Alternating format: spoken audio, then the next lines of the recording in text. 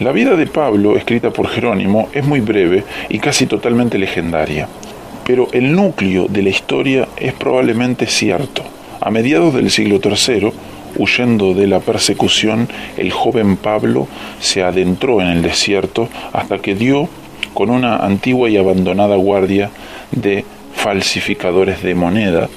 Allí Pablo pasó el resto de sus días dedicado a la oración y alimentándose casi exclusivamente de dátiles. Si hemos de creer a Jerónimo, durante varias décadas, casi un siglo, Pablo no recibió otra visita que las de las bestias y la del anciano Antonio. Aunque esto sea exageración, si da testimonio de lo que sabemos por otras fuentes acerca de aquellos primeros monjes que rehuían de toda compañía, salvo, en raras ocasiones, la de otros monjes. Según Atanasio, Antonio nació en una pequeña aldea en la ribera izquierda del Nilo, hijo de padres relativamente acomodados y dedicados a las labores agrícolas. Cuando estos murieron, Antonio era todavía joven y quedó en posesión de una herencia que pudo haberles permitido vivir holgadamente, tanto a él como a su hermana menor, de la que se hizo cargo. Fue poco después, al escuchar la lectura del Evangelio en la iglesia, que Antonio decidió dedicarse a la vida monástica. El texto para ese día era la historia del joven rico, y las palabras de Jesús impresionaron profundamente a Antonio, que se consideraba también rico. Si quieres ser perfecto, anda, vende lo que tienes y dalo a los pobres y tendrás tesoros en el cielo. Mateo 19:21. En respuesta a estas palabras, Antonio dispuso de sus propiedades y repartió sus bienes entre los pobres, conservando solo una pequeña porción para su hermana. Pero después, al escuchar las palabras de Jesús en Mateo 6:34, no os afanéis por el día de mañana, Antonio se desprendió aún de esta pequeña reserva, colocó a su hermana al cuidado de las vírgenes de la iglesia y se retiró al desierto. Sus primeros años de retiro los pasó Antonio aprendiendo la vida monástica de un anciano que habitaba en las cercanías. Prueba esta de que Antonio no fue de hecho el primer anacoreta. Fueron tiempos difíciles para el joven monje, pues a veces se sentía atraído por los placeres que había dejado atrás y se arrepentía de haber vendido todos sus bienes y haberse retirado al desierto. Pero cuando tales ideas le acosaban, Antonio recrudecía su disciplina. A veces se pasaba varios días sin comer, y cuando comía lo hacía solo una vez al día, después de la puesta del sol. Tras pasar algún tiempo con su anciano maestro, Antonio decidió apartarse de él y de los demás monjes vecinos de quienes había aprendido la disciplina monástica. Se fue entonces a vivir en una de las tumbas de un viejo cementerio abandonado, donde se alimentaba del pan que alguien le traía cada varios días. Según cuenta Atanasio, en esta época los demonios comenzaron a aparecérsele a Antonio, quien tuvo que luchar con ellos de continuo, a veces en lucha física de la que salió molido. Por fin, a los 35 años, Antonio tuvo una visión en la que Dios le decía que no temiera, pues su ayuda estaría siempre con él.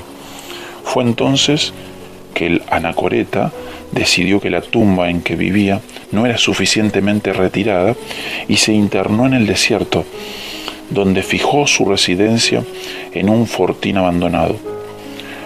Aún allí lo persiguieron los demonios, según nos cuenta Atanasio, pero hasta los demonios tenían que rendirse ante la virtud del atleta de Dios que iba llegando al medio siglo de edad. Sin embargo, no eran solo los demonios quienes perseguían al santo varón, también lo perseguían otros monjes deseosos de aprender de él la sabiduría de la contemplación y la oración. Y también lo perseguían los curiosos y los enfermos, pues la fama de Antonio como santo y como hacedor de milagros se difundía. Una y otra vez el venerado Anacoreta huyó a lugares más apartados, pero los que lo buscaban siempre se las arreglaban para encontrarlo. Finalmente accedió a vivir cerca de un grupo de discípulos, siempre que éstos no frecuentaran demasiado su refugio. Antonio les visitaría periódicamente y les hablaría de la disciplina monástica, el amor de Dios y las maravillas de la contemplación. En 2 ocasiones, sin embargo, Antonio visitó la gran ciudad de Alejandría. La primera fue cuando se desató la gran persecución y Antonio y varios discípulos decidieron ir a la ciudad para allí ofrendar sus vidas como mártires. Pero el prefecto los vio tan harapientos que no los consideró dignos de su atención y los monjes tuvieron que contentarse con alentar a los que habían de sufrir el martirio. La otra visita a Alejandría tuvo lugar muchos años más tarde, cuando los arrianos decían que el santo ermitaño sostenía su doctrina frente a la de Atanasio, y Antonio decidió deshacer esos falsos rumores presentándose en persona ante los obispos reunidos en Alejandría. En aquella ocasión, el viejo ermitaño, que no sabía griego, sino solo copto, y que probablemente no sabía leer, habló con tal convicción y espíritu que los arrianos no supieron cómo contestarle. Por fin, hacia el fin de sus días, Antonio accedió a que 2 monjes más jóvenes vivieran con él para atender a sus necesidades. Murió en el año 356 tras darles instrucciones a sus acompañantes en el sentido de que mantuvieran secreto el lugar de su sepultura y le hicieran llegar su manto al santo obispo Atanasio. Como vemos, tanto Pablo como Antonio se retiraron al desierto antes de la época de Constantino y aun ellos no fueron los primeros ermitaños. Pero con el advenimiento de Constantino al poder, el género de vida que estos eremitas habían abrazado se hizo cada vez más popular. Algunos viajeros de la época nos cuentan, quizás con algo de exageración, que llegó el momento en que había más gente en el desierto que en muchas ciudades. Otros ofrecen citas tales como 20.000 monjas y 10.000 monjes en solo una región de Egipto. Por muy exagerados que sean estos testimonios, no cabe duda de la veracidad del fenómeno que describen, pues al leer los documentos de la época vemos que los hombres y mujeres que se retiraron al desierto eran legión. La vida de tales personas era en extremo sencilla, aunque algunos cultivaban pequeños huertos, la mayoría de ellos se sustentaba tejiendo cestas y esteras que luego vendían a cambio de un poco de pan y aceite. Esta ocupación tenía la ventaja, además de la disponibilidad de los juncos y la paja, de que mientras se tejía un cesto era posible recitar un salmo, elevar una plegaria o memorizar una porción de las Escrituras. La dieta de la mayoría de los monjes consistía en pan y a veces frutas, legumbres y aceite. Sus posesiones no eran más que los vestidos más necesarios y una estera para dormir. La mayoría de ellos veía mal la posesión de libros, pues ello podía alimentar el orgullo. Unos a otros se enseñaban de memoria libros enteros de las Escrituras, particularmente los Salmos y el Nuevo Testamento, y además compartían entre sí las historias edificantes o las joyas de sabiduría de los anacoretas más venerados.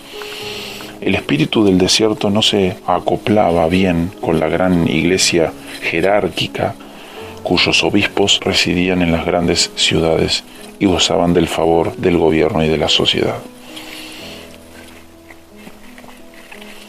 Muchos pensaban que lo peor que podía sucederle a un monje era ser ordenado sacerdote u obispo.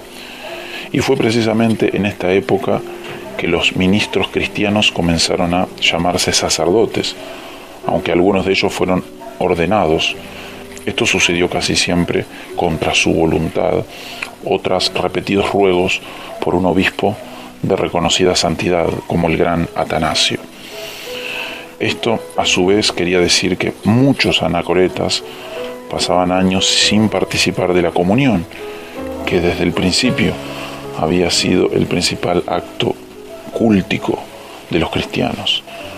En otros lugares se construyeron iglesias en las que los monjes se reunían los sábados y domingos, y el domingo, después de la comunión, participaban de una comida en común antes de separarse para la próxima semana. Este género de vida pronto dio lugar a una nueva forma de orgullo.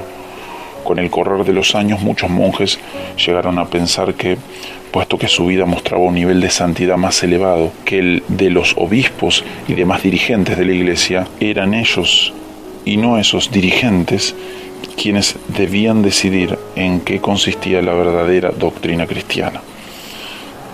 Como muchos de estos monjes eran gentes ignorantes y fanáticas, se convirtieron entonces en peones de otros más poderosos y educados que utilizaron el celo de las huestes del desierto para sus propios fines.